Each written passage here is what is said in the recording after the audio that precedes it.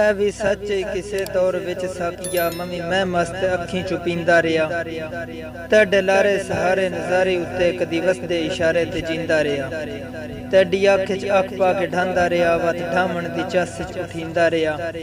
गम जाती बुलावण दा गोरा गया तेरे कदमां च बेहोश कींदा रहा पर हुण साकिया ए नशा छुट गया मेरी सोचां नूं मैं नोशी रलदी नहीं हुण एहसास इस पासियां ते नहीं तेरे मैं खाने दी दाल गलदी नहीं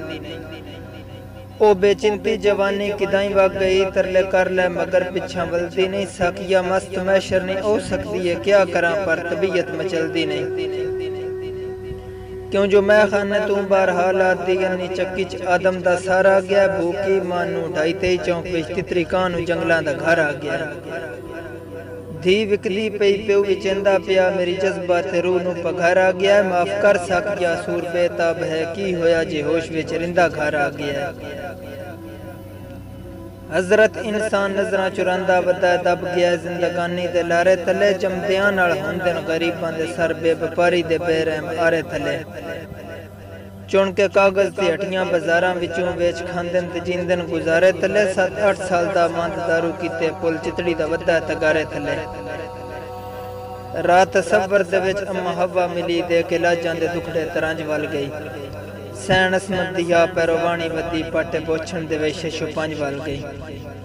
सा पाक तू गल जुल पिकां दी हंज वल गई कन मनाने दिते उस बुढ़े प्यो नूं जिते बूए तू बेटी दी जंज वल गई क्यों बचपन तो झुकण सिखाया वेंदा क्यों गुलामी दी गुट्टी पिवाई वेंदी किताई कुत्ते दे अगे बचिया पिया किताई औलां च भुक्खी समाई वेंदी उस सहारी दी बेटी दा क्या जुर्म है उस सहारी दी बेटी दा क्या जुर्म है जमदियां नाल हो जेड़ी पराई वेंदी ना निभण जे रोजगार बेहोल तू जंज वेले तू पहले छुड़ाई वेंदी साकिया हकीकत दे चंद मंजर विच ज़हन तबकां दे रोले दे विच खप गया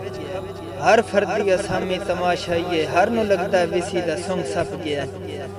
आमन आली हुण आमन आली होसी वैसे मैदान मैशर बड़ा तप गया जां मक्खी दे पासे हटा सकिया हुण तेरी शराबां तो कम टप गया